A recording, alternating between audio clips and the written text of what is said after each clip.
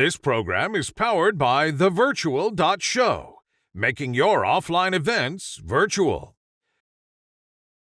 Ladies and gentlemen, the host of WEBIT Virtual, Dr. Plamen, Russev.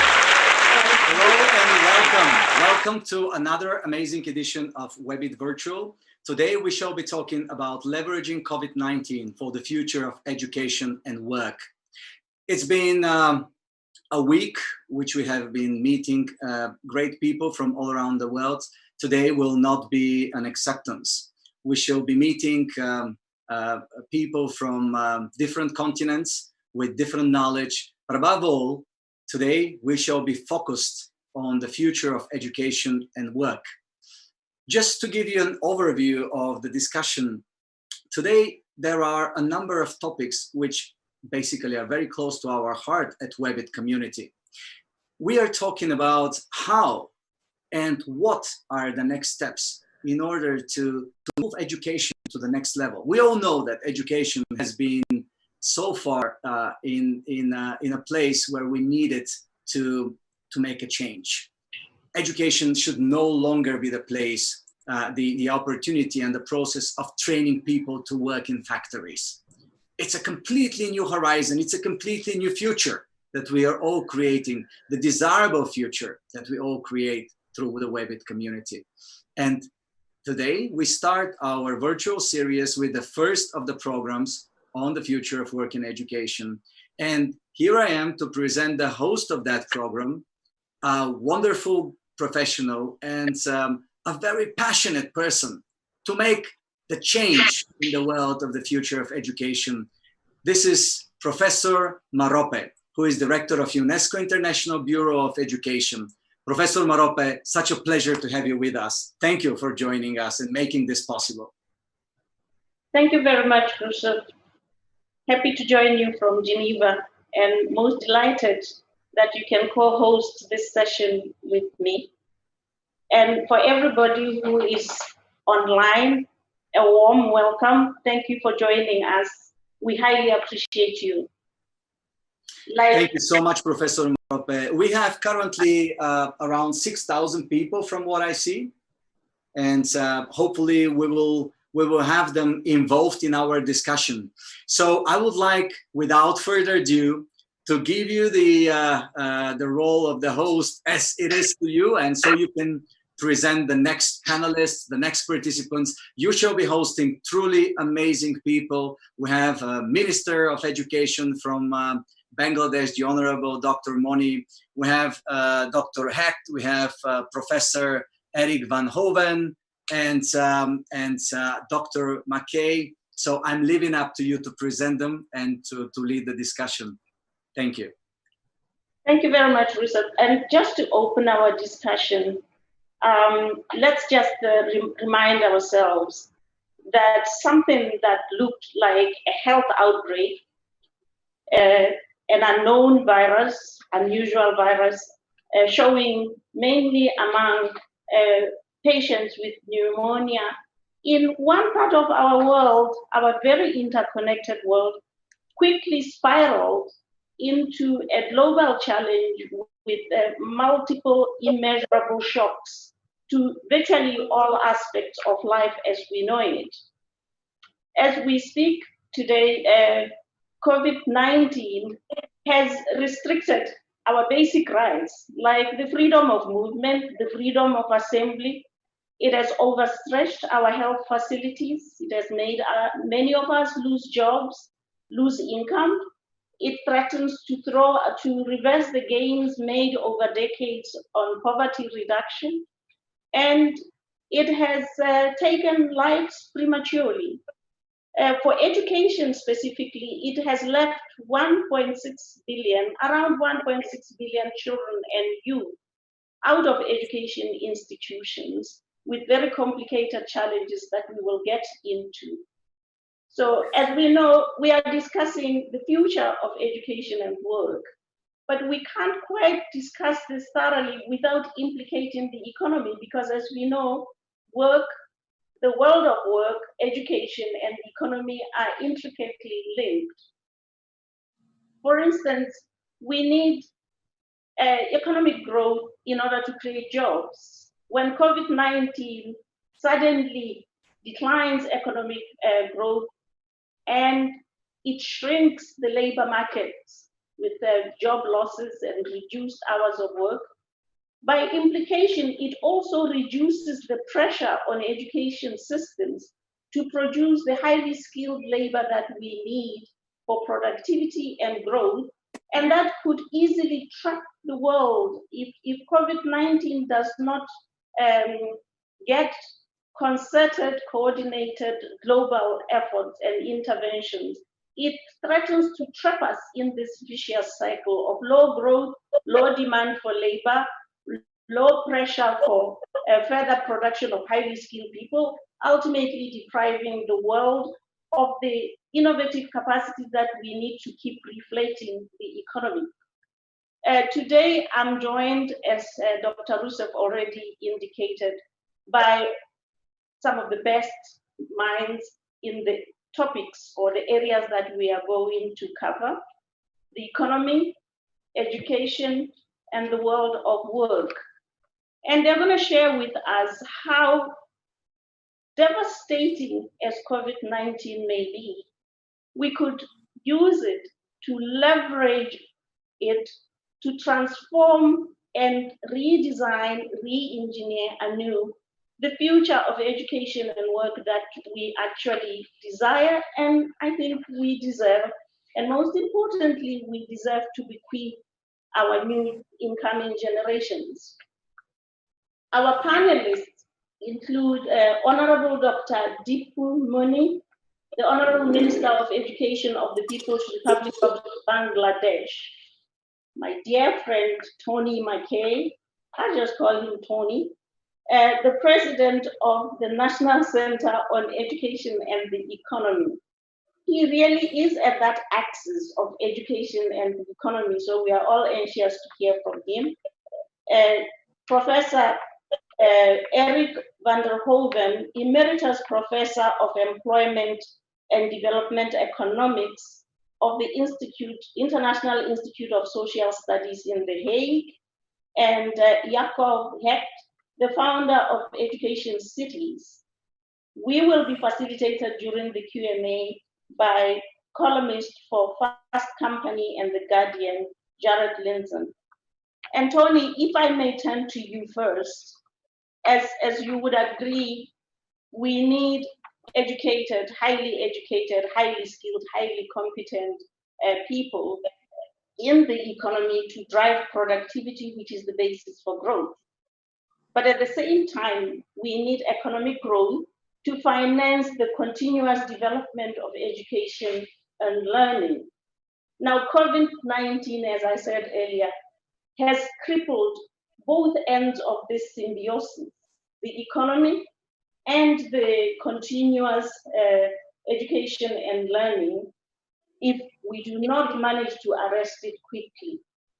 As the man who sits at this axis of education and the economy, can you just calm our nerves a little bit and share with us what plans can be put in place or are already in place to assure the future of economic growth and of education, and to sustain the mutual reinforcement of these two forces? Thank you. Thank you, Dr. Marope. It's great to be with you. And you have made it so clear about the interdependencies, education and the economy. And of course, if there had been no coronavirus, we would have been having this conversation, and we've been having this conversation intensively over recent years. And I don't mean just in the last 12 months. This has been the topic of conversation in the worlds of education and the economy, because the demands that you talk about here for high levels and deep levels of learning in order to ensure that we are adequate to be productive in our respective economies, that relationship is completely crucial. It's always been crucial. We don't find high-performing economies without high-performing education systems. Now, we know that, in fact, the very nature of the future of learning and the future of work is in sharp relief, and now even sharper because of the crisis that we are facing. Your point about the fact that this is not just a health crisis, this is an education crisis, this is an economic crisis. And the question is, as we navigate our way through this disruption, and people constantly talk about the other side, what will we be looking at? Well, we're going to be looking at exactly the issues that we were looking at prior to the coronavirus. Namely, that we are living, as you have said and others have said, in the fourth industrial age. This is the fourth industrial revolution, and as our opening presenter made clear, it is a different world. We have got a new economy emerging. It is the world of AI. So therefore, if you talk about a plan, we have been preparing for this for many years. The question is, to what extent has our education system, our learning system, been able to keep up with the move in the economy, with the moves in technology, with the moves into an AI world? And all of us know that education has struggled to adapt itself to the demands of that new economy, to the demands of an AI world. So if you talk about a plan, the plan ultimately must be that our learning systems are adequate to the demands that we are going to have of each other in our respective economies, in order that we serve the kind of purpose that we want out of our economic and education systems, that is, individual and collective well-being. Let's be clear about what the purpose is here. We want to be more human. We want to live in sustainable communities and economies. And therefore, our learning systems need to ensure that we're adequate to that challenge, that we're adequate to that purpose. Let's just make it clear also, Dr. Marope, you and I have worked, as others have worked, in thinking about the kind of framework that we must develop around the competencies that we want for all young people. And by the way, it's not just all young people, it's all learners. We are now talking about a learning system that begins at birth and moves through age and phase. You now effectively have to learn your living.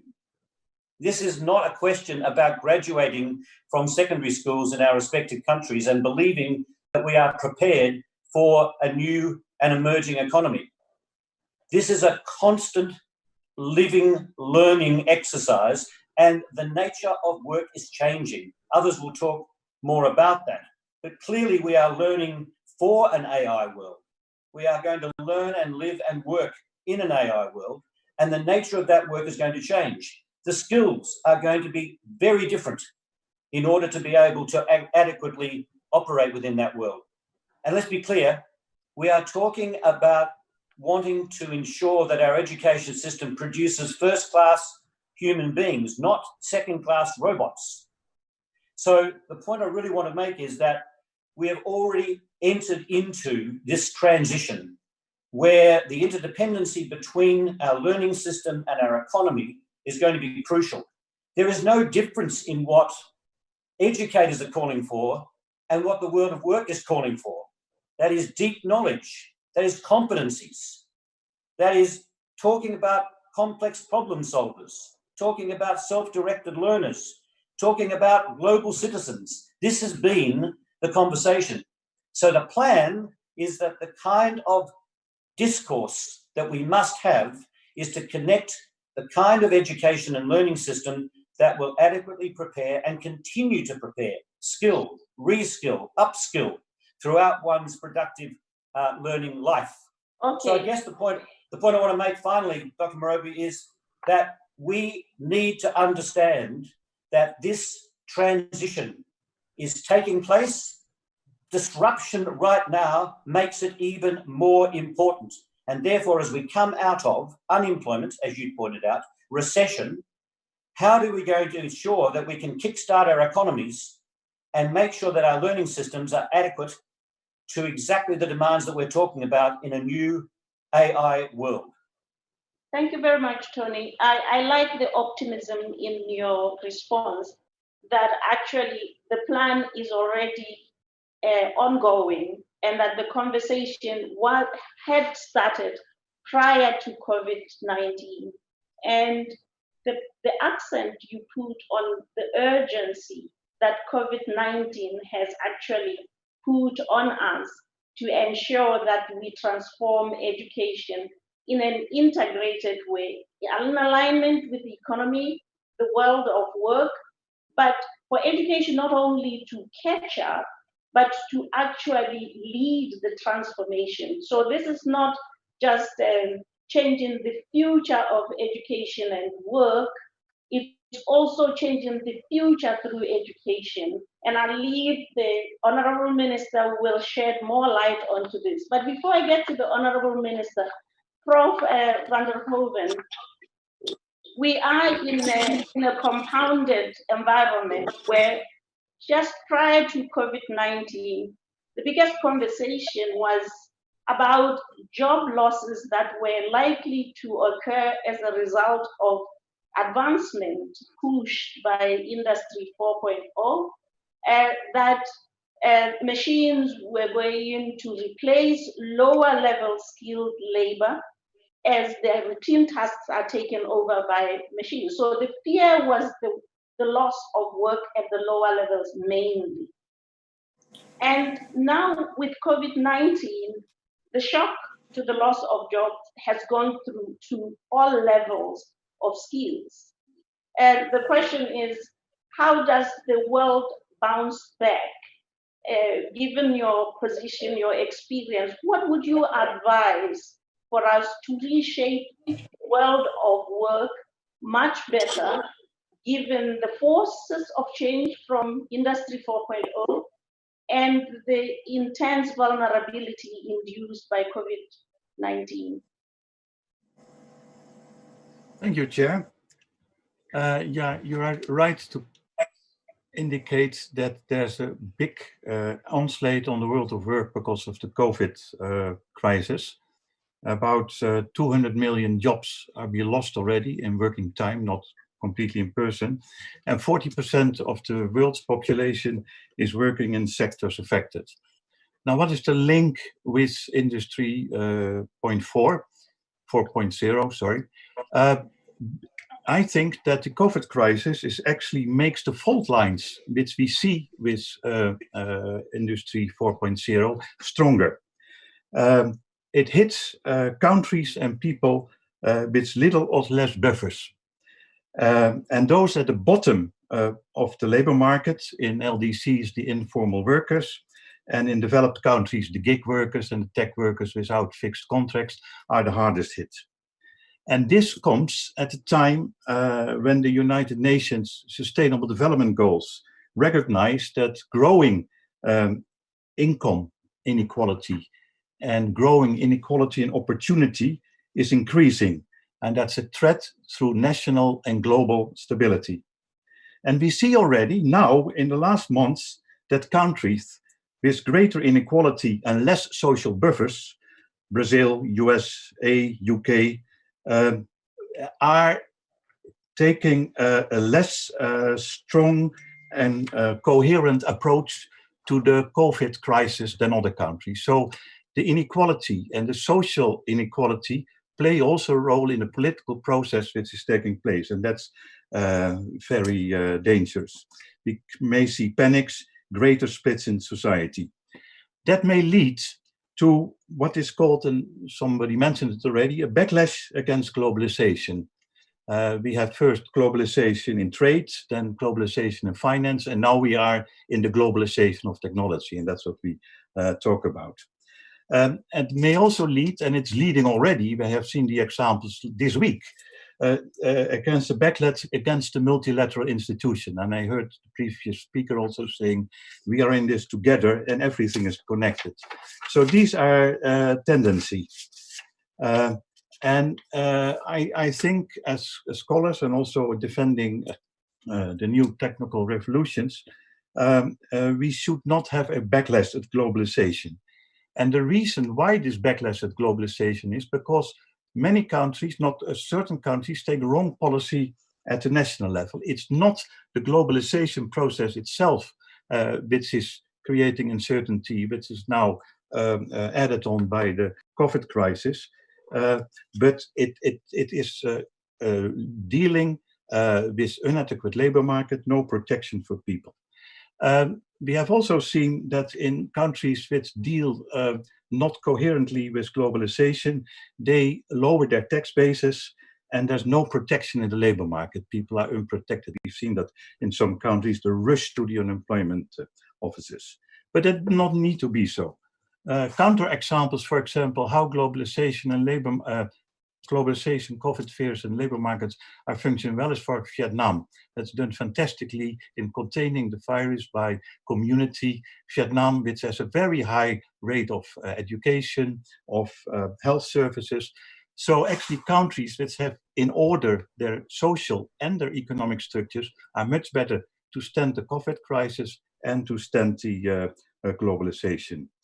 And on multilateralism, that's my last sentence, what should happen and what we should discuss also in the coming minutes to come is to prevent a downward spiral in company taxes.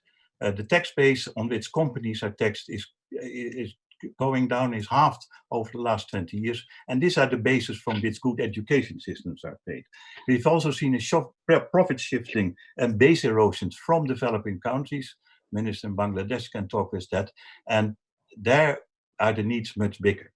So we need to have a new thinking and to sustain a multilateralism as a first buffer in order to build better education systems. And a second round of discussions, I will give more details. Thank you. Thank you very much, Prof. And to some of the pointers on what we need to build better education systems going forward. Let me turn to Honorable Minister Dipu Moni.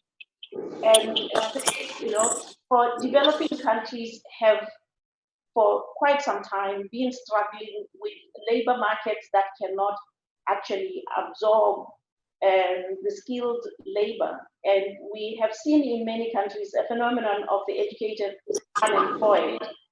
At the same time, young people would be motivated from in developing countries could be motivated to gain high level of competencies that Tony was referring to, and to use their qualifications to explore the global labor market and not be welded to their local labor market. Now, COVID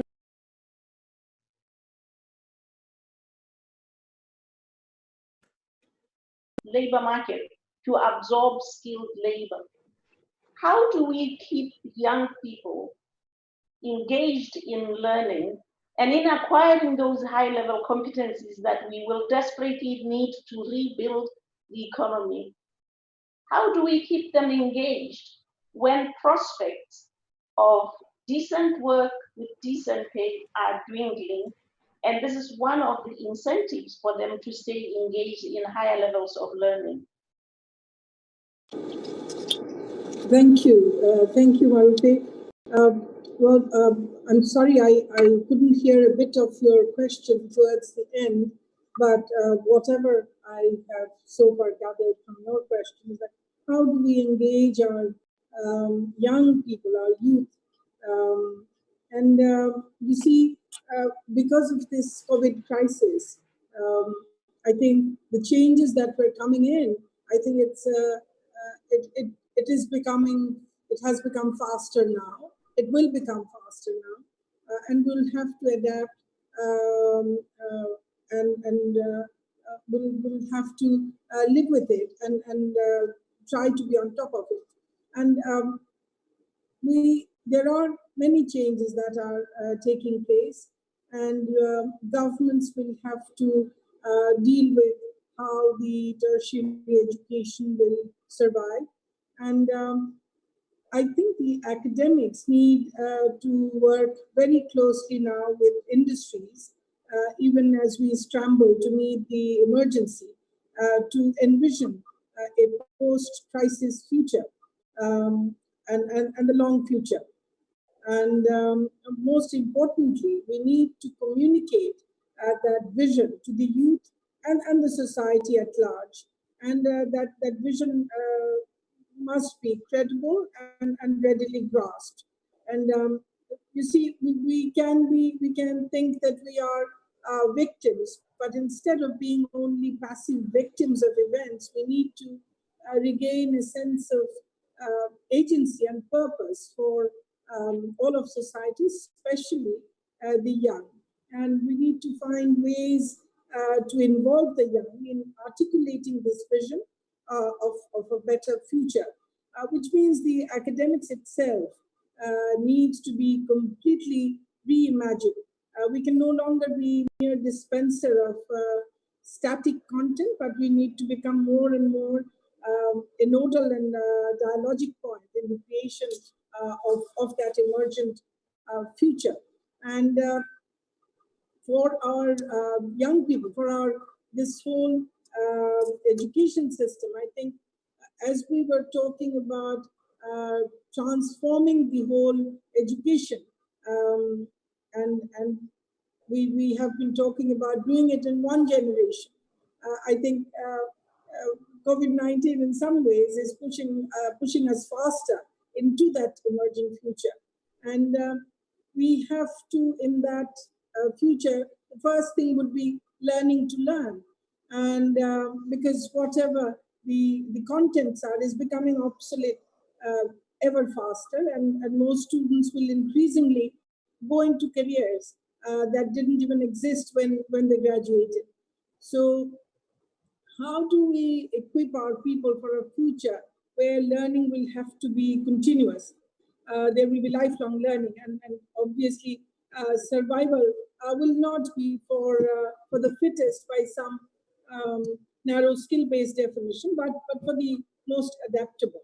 So adaptability will be the key, as imparting practical and technological skills that have relevance in the near future will of course still matter, but we will have to train our new generation more and more to be explorers, and where they will not be afraid to change, and they can do so again and again.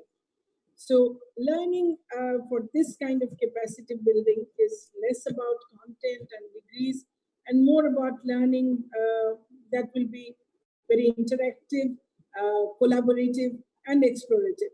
And we'll have to have teachers transform themselves too. Teachers thus have to change and do so fast. They will have to rethink how they teach and what they teach.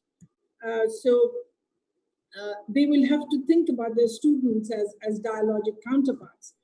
So this can happen best easily, perhaps when the teachers and students are meeting in person, but that will remain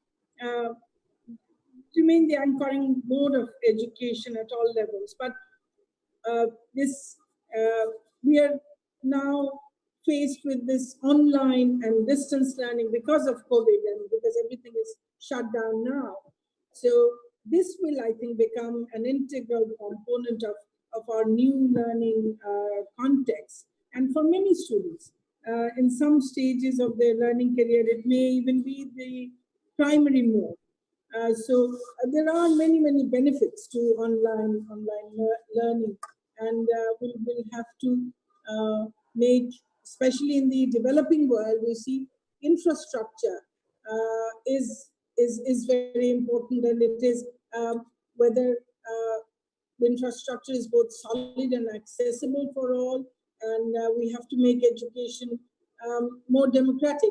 It can make education more democratic. It can help us reach learners who are currently not engaged enough or at all. It can offer access to the world's or a country's best teachers for everyone.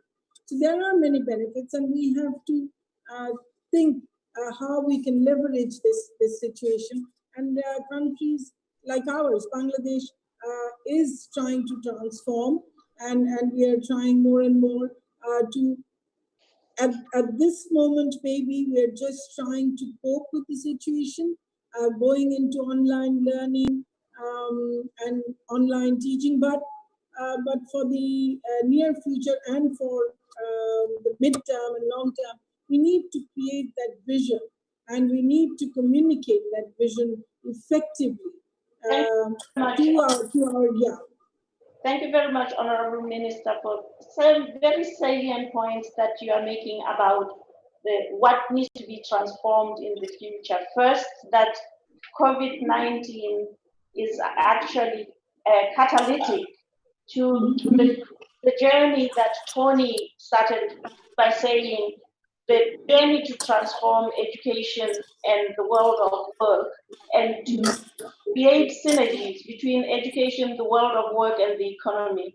But you are developing the point further by suggesting also this means that academics should close ranks with industry, which means the demand and the supply sides of education and learning. You've also touched on very important aspects on key competencies that we'll have to take very seriously going forward, something that Anthony also mentioned.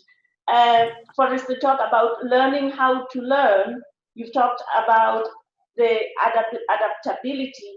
And I think this is a very important point that the Honorable Minister is making, because in context of fast pace of change, knowing how to learn is the most important source of human resilience.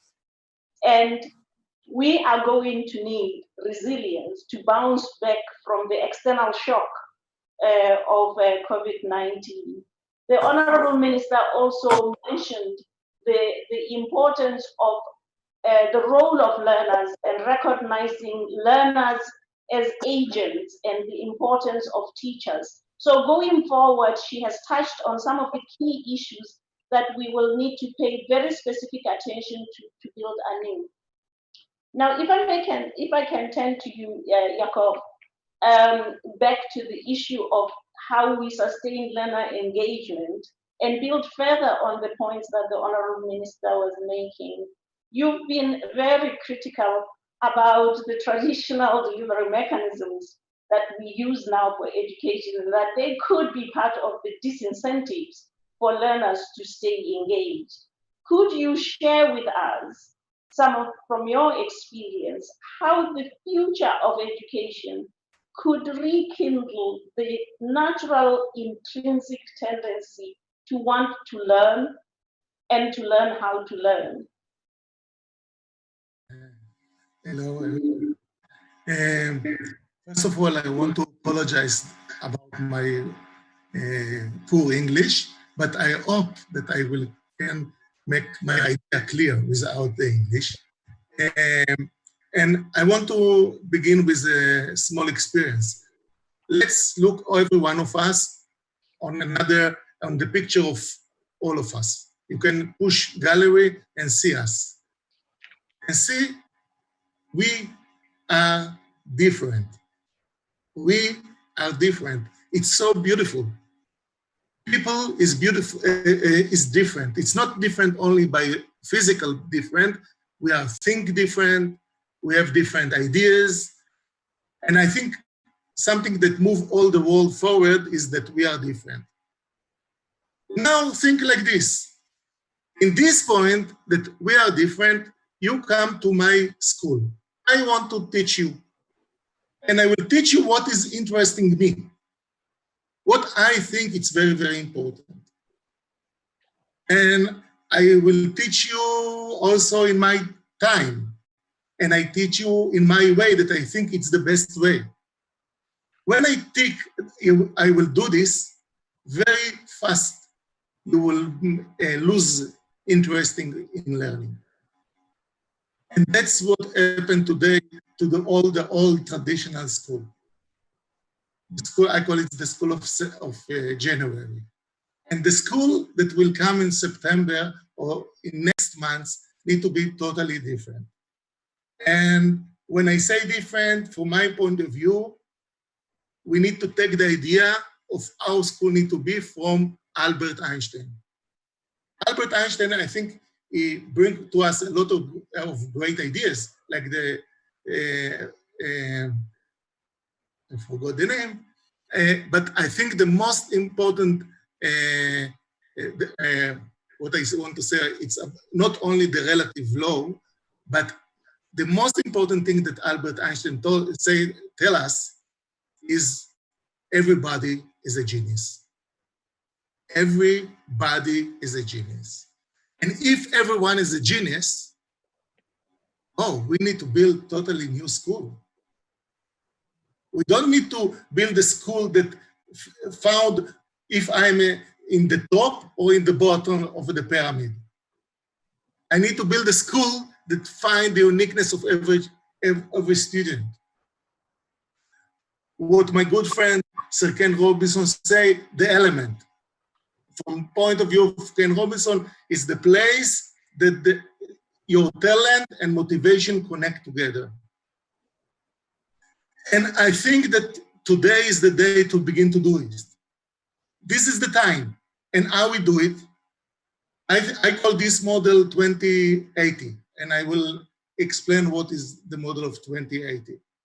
We begin a school in the first grade when 80% of the time, teacher will lead what to do and how to do. But then 20% in the beginning, student will choose what they want to learn and how they want to learn. And then year by year, we will make the 20 become 80 and the 80 become 20.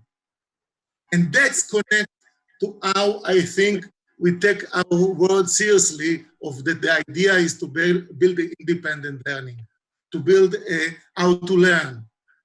And that's also make us a very clear, new way of success.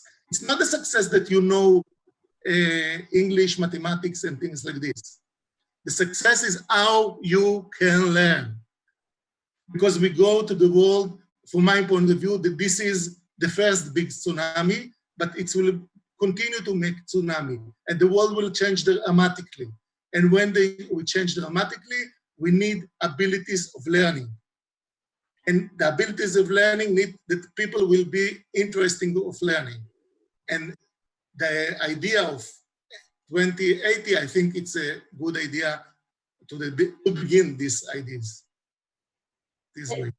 Thank you very much. I think we are converging on one first most important key competence of our future education, of futuristic education, is knowing how to learn.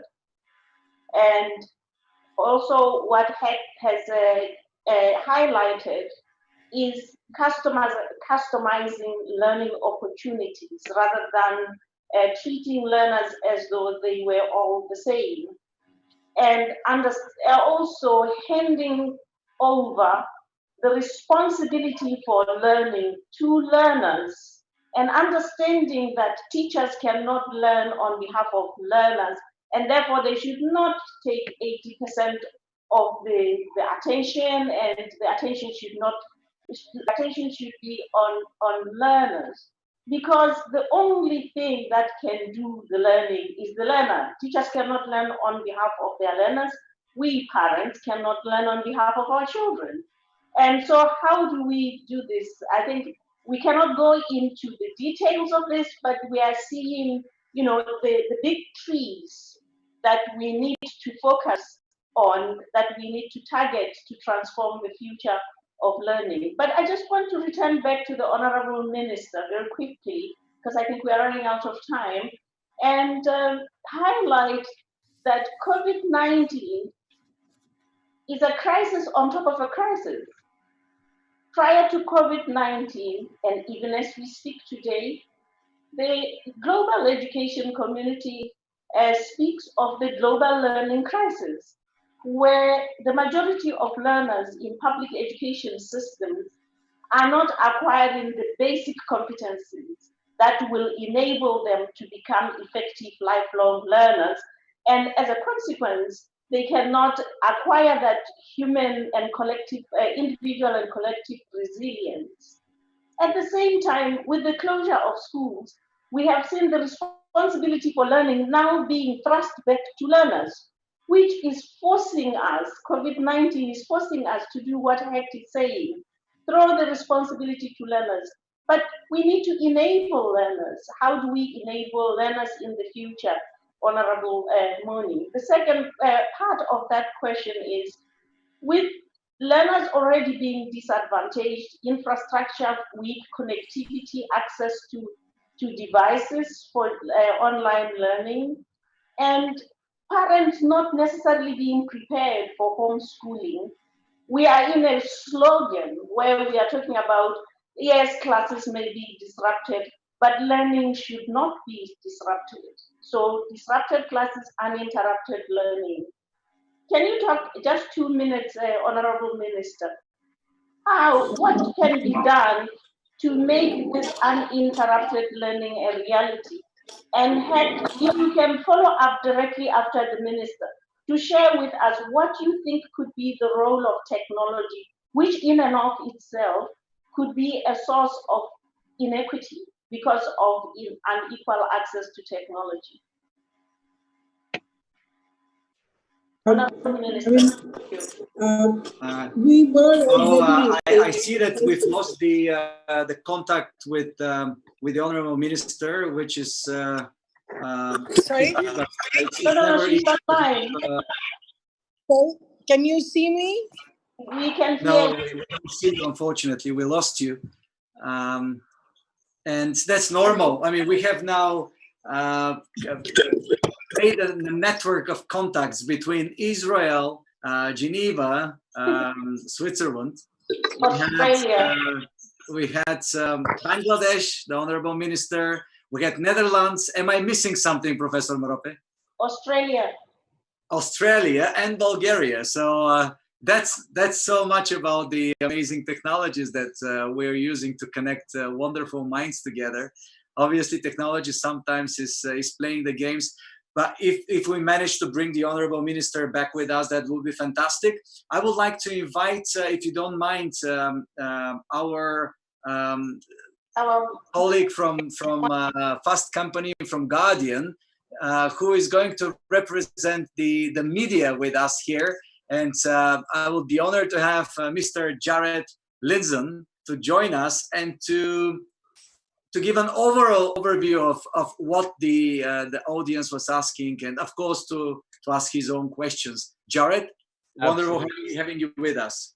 Thank you so much. And I want to add Toronto, Canada to your list of places that we are all connecting from. Welcome from Canada. Thank you very much. Really are stretching across the whole world. So one thing I wanted to ask personally before I start bringing up the questions from Twitter, a lot of the panelists today have spoken about how this crisis is an opportunity to solve some of the pre-existing problems that existed in the global education system prior to the crisis. But when people, and I imagine a lot of people at home watching this, looking around, the reality is it might feel like the education system is just barely hanging on to try and keep some level of normalcy. So when panelists speak about how this is an opportunity to evolve the education system and improve the education system, I'm afraid that might not square with everybody's current reality where they see the education just struggling along through the crisis. So maybe you can help us bridge that gap and make it very clear how this time that seems very difficult and hopeless might actually prove to be of benefit to the way we approach education in the future. I would love to hear Professor Marope answering this question, if I may, as a host of the program. Why wouldn't I love to hear you say that? But I think one of the benefits, it may sound rather negative, of COVID-19 is that it has accentuated and made even more visible the vulnerabilities of the education and learning system. And you are right that the systems are hanging on a thin thread, but the first step towards a solution is recognizing that you have serious weaknesses.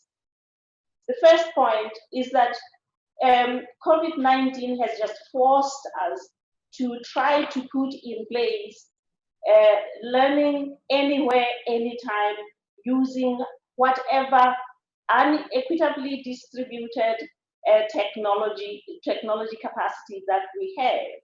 So going forward, in order to leverage COVID-19, to me, one of the most important aspects that we must address is how do we make technology affordable and available more equitably. This requires some level of investment, but countries that we've worked with along this path have shown that the upfront investment is quite high, but the downstream benefit and the downstream efficiency gains are very high. And I don't have the time to go into the efficiency gains in gaining teachers' time, in gaining the customization of learning opportunities that Hecht was talking about, which are easier with technology and very difficult without technology, real-time assessment of student learning and so on. So what we have with COVID-19, as the leverage, is to use lessons from best practices now and try to make technology more available to learners. Good wake-up call, and it has made the weaknesses in the system very vivid, and therefore it forces us into the transformation where education systems have generally been known to be very slow to change. Yes, it is true. Right now, an average education system is hanging on a thin thread. But at the same time, we have serious and deep pockets of excellence across many countries that can be customized and contextualized. Fantastic. Okay. And yes, I have another question actually to further that point that came to us from Twitter. I'm going to mispronounce the name, but I believe it is Feridun Kaki. I apologize if I got that name wrong, who tweeted at us a question in regards to the resources that are required that you're referring to. They would like to know, to what extent should global organizations like UNICEF strive to assist in developing countries that don't necessarily have the technology and the resources to effectively manage this transition right now, and to provide opportunities for students to continue learning from a distance during the crisis? Okay. Thank you, Feridun. It sounds like Feridun, so thank you very much for that question. I think so. I think one of the most, another strength that COVID-19 has forced to come forth is the coordination of the multiple partners in education, not just UNICEF. There are many, many partners in education, UNESCO, the World Bank, Plamen, UNICEF, UNDP, all the multilateral. And Professor van der Hoeven spoke about the danger of anti-multilateralism. But it's not just multilaterals who have come together to build a new future that is better than the past that we had that made us so susceptible to external vulnerabilities like COVID-19. So yes, this is already happening. The second part is that it's not just multilateral agencies, it's also national countries, individual countries working with multilateral agencies and the private sector. So what we are seeing is the point that Honorable Moni was making about the need for the private sector and the research community to come together. So a strength that I expect will come out of the current pandemic is a more united, coordinated effort to build anew. So it won't be just UNICEF or. It will be all the partners working together. And because we will bring our best foot forward, all of us, our comparative advantage will be better, and we will be able to build anew, working closely with countries. So the answer to Feridun is quickly yes, but it's not just specific agency, all agencies with national government and with the private sector and the academia. And if I may follow up very quickly, I believe a few of the panelists have mentioned specifically trying to form greater bonds between the education system and private industry so that the education system is better able to react to the changing needs of industry. It seems like there's a lot of opportunity from that sort of partnership, but there might also be some potential issues. And if we are moving to a place where there is a greater connection in that sense, what are some of the potential pitfalls of having private industry so heavily involved in education that we should maybe look out for as we move forward? A potential pitfall is seeing relevance as reacting. I hear you use the language that education systems react. The potential pitfall would be pushing education into reacting to external forces or drivers of change. So we have to be careful. Yes, education systems have to be responsive, but we must not push them into that responsiveness corner. Education systems should also proactively shape the future by saying, what is the core business of education? That's one pitfall. So we must balance responsiveness with proactiveness of education systems. And that proactive and responsive education system will be the best relevant education, the best future relevant education system. The second part is whenever we get to partnerships where there are vested interests, there is always a risk of the vested interest defining the future of education to align with interest. But I am a firm believer in the checks and balances that are inherent to the broad-based partnership I spoke about earlier. So when there's broad-based partnership, we can have that checked and that pitfall would not be there. But frankly, I don't think we are in a time and space anymore where education specialists can design responsive and proactive education systems without a very dominant and, a very profound contribution of the private sector, which is the demand side of what education systems ultimately produce. So I welcome a future of education where industry and education are working together to ensure proactivity and reactivity. Professor, could I add a comment on that? Thank you so much for this. And as we are already quite ahead of time, I would like together to thank all our participants in this great panel. I like the optimism of WEBIT Virtual. I like the optimism of our programs. I like the way that people from all around the world get together and we all dream big and we all imagine a better world together. And I would like to thank you for taking time and organizing this fantastic discussion. I would like to thank the Honorable Minister Moni. I would like to thank Dr. Mackay. I would like to thank Yaacov Hecht and of course the Professor Rolph Eric van der Hoeven. I would like to thank also Jared for joining and for giving this another perspective and having one more connection in Canada today. So all this happened within the past 55 minutes. Thank you so much, Professor Marope, for taking the lead, and look forward to hear from you for our next program. Thank you very, very much, Russev. It's always a pleasure, and let's keep the dialogue going.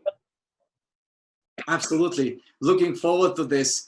Thank you all for being with us. Stay tuned. After the break, we're coming back with the second part of our live. We're bringing 3 amazing startups and a jury of investors. And you will hear the startup pitches. You will hear the jury questions. And one of these startups will be the winner. And that winner will get a free access to WEBIT, free exhibition stand, and opportunity to join the $1 million Founders Games competition. Thank you all who participate so far and looking forward to the next section of this part. Thank you.